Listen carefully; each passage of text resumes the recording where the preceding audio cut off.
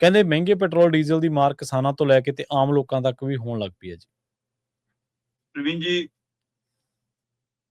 27 ਫਰਵਰੀ ਨੂੰ $71 ਪ੍ਰਤੀ ਬੈਰਲ ਸੀਗਾ ਕੱਚਾ ਤੇਲ। 71-72 ਪ੍ਰਤੀ ਬੈਰਲ ਸੀ ਜੀ। ਤੇ ਅੱਜ ਦੀ ਤਰੀਕ 'ਚ $101 ਪ੍ਰਤੀ ਬੈਰਲ ਦੇ ਪਾਰ ਹੈ। ਠੀਕ ਆ। 27 ਫਰਵਰੀ ਤੋਂ ਲੈ ਕੇ ਅੱਜ ਦੀ ਤਰੀਕ ਤੱਕ ਅੱਧਾ ਮਈ ਟਪਾ ਲਿਆ ਆਪਾਂ।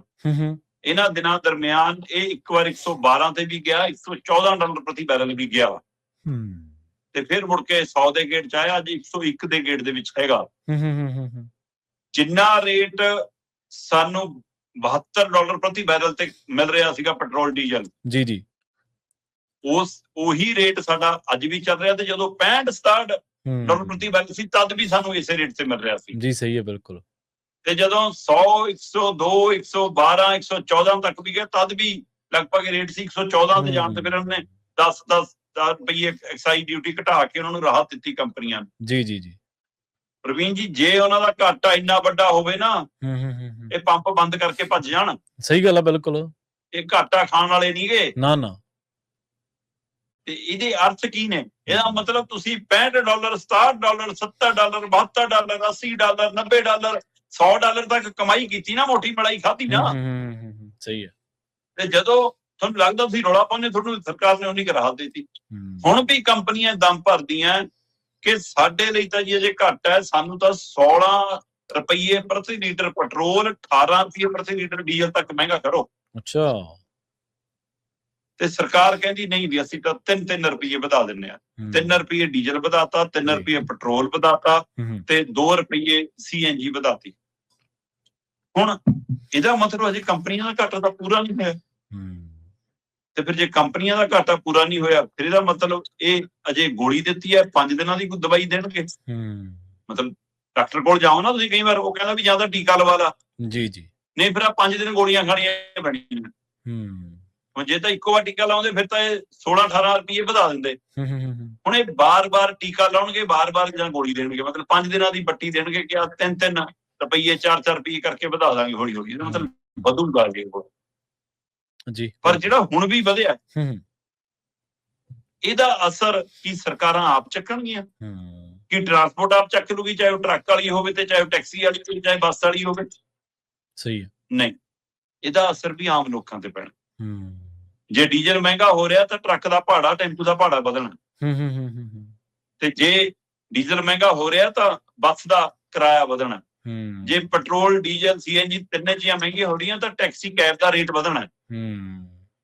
ਤੇ ਉਹ ਸਾਰਾ ਬੋਝ ਕਿਹਦੇ ਤੇ ਪੈਣਾ? ਜੀ, ਦੇਸ਼ ਦੇ ਆਮ ਲੋਕਾਂ ਤੇ, ਆਮ ਜਨਤਾ ਤੇ। ਡੀਜ਼ਲ ਮਹਿਜ ਟਰਾਂਸਪੋਰਟ ਦਾ ਕੰਮ ਨਹੀਂ ਕਰਦਾ। ਡੀਜ਼ਲ ਖੇਤੀ ਦੇ ਵਿੱਚ ਬਹੁਤ ਮਹੱਤਵਪੂਰਨ ਹੈ। ਟਰੈਕਟਰ ਤੋਂ ਲੈ ਕੇ ਪੰਪ ਤੱਕ, ਔਰ ਖਾਸ ਕਰਕੇ ਇਹਨਾਂ ਦਿਨਾਂ 'ਚ ਜਦੋਂ ਪੰਜਾਬ 'ਚ ਝੋਨਾ ਲੱਗਣਾ, ਸਹੀ ਹੈ, ਕੱਦੂ ਕਰਨ ਲਈ ਵੀ ਟਰੈਕਟਰ ਚੱਲਣਾ। ਤੇ ਉਹ ਤੋਂ ਬਾਅਦ ਤੁਹਾਡਾ ਜੇ ਬਿਜਲੀ ਨਹੀਂ ਆਉਂਦੀ, ਜਿਹਨਾਂ ਕੋਲ ਨਹੀਂ ਪ੍ਰਬੰਧ ਹੈਗਾ, ਉਹਨਾਂ ਨੇ ਪੰਪ ਵੀ ਚਲਾਉਣੇ ਆ, ਉਹ ਵੀ ਡੀਜ਼ਲ ਤੇ। ਡੀਜ਼ਲ ਦੀ ਖਪਤ ਦੇ ਹਿਸਾਬ ਨਾਲ ਅੰਦਾਜ਼ਾ ਲਾ ਲਓ ਕਿ 3 ਰੁਪਈਏ ਨਾਲੇ ਕਿੰਨੀ ਮਾਰ ਪੈਣੀ ਹੈ ਉਹਨਾਂ ਤੋਂ। ਉਹਨਾਂ ਦੀ ਖਰਚ ਦੀ ਲਾਗਤ ਤਾਂ ਵੱਧ ਗਈ ਜੀ, ਪਰ ਤੁਸੀਂ ਉਹਨਾਂ ਦੀ ਆਮਦਨ 'ਚ ਕੋਈ ਵਾਧਾ ਕੀਤਾ ਤਾਂ ਦੱਸ ਦਿਓ ਮੈਨੂੰ। ਮਤਲਬ ਰੂਟੀਨ ਦੇ ਵਿੱਚ ਵੀ ਜਿਹੜੇ ਵਾਧੇ ਹੁੰਦੇ ਨੇ ਉਹ ਵੀ ਨਿਗੂਣੇ ਹੁੰਦੇ ਨੇ, ਜਦੋਂ ਕਿ ਬਾਕੀਆਂ ਦੇ ਮਹਿੰਗਾਈ ਭੱਤਿਆਂ ਦੇ ਹਿਸਾਬ ਨਾਲ ਹੋਰ ਨੇ। ਜੇ ਅਸੀਂ ਸਰਕਾਰੀ ਮੁਲਾਜ਼ਮਾਂ ਦੇ ਹਵਾਲੇ ਨਾਲ ਦੇਖੀਏ ਤਾਂ ਇੱਥੇ ਉਹ ਵੀ ਨਹੀਂਗਾ। ਸਹੀ ਹੈ। ਪਰ ਇਹਨਾਂ ਤੋਂ ਹੀ ਸਮਾਨ ਲੈ ਕੇ ਜਿਹਨੇ ਦੁਕਾਨ ਤੇ, ਹੱਟੀ ਤੇ, ਫੈਕਟਰੀ ਚੋਂ ਕੱਢ ਕੇ ਵੇਚਣਾ, ਉਹਨੇ ਆਪਣੇ ਹਿਸਾਬ ਨਾਲ MSP ਲਿਖਣੀ ਹੈ। ਜੀ ਸਹੀ ਹੈ, ਬਿਲਕੁਲ। ਇਹ ਜਿਹੜਾ ਪਾੜਾ ਖੜਾ ਹੈ, ਇਹਦੀ ਮਾਰ ਕਿਤੇ ਤੇ ਪੈਣੀ ਹੈ। ਸੋ ਕੁੱਲ ਮਿਲਾ ਕੇ ਕਿਸਾਨਾਂ ਤੇ, ਮਜ਼ਦੂਰਾਂ ਤੇ, ਆਮ ਲੋਕਾਂ ਤੇ, ਮਿਡਲ ਕਲਾਸ ਤੇ, ਉਹਨਾਂ ਲੋਕਾਂ ਤੇ ਸਾਰਿਆਂ ਤੇ ਮਾਰ ਪੈਣੀ ਹੈ। ਜਨਾਬ, ਆਪਾਂ ਜਾਣਦੇ ਹਾਂ ਪ੍ਰਵੀਨ ਜੀ, ਆਪਾਂ ਪਿੰਡਾਂ ਵਾਲੇ ਹਾਂ। ਅੱਜ ਦੀ ਤਰੀਕ 'ਚ ਗੱਡੀ ਰੱਖਣਾ ਵੱਡਾ ਮਸਲਾ ਨਹੀਂਗਾ।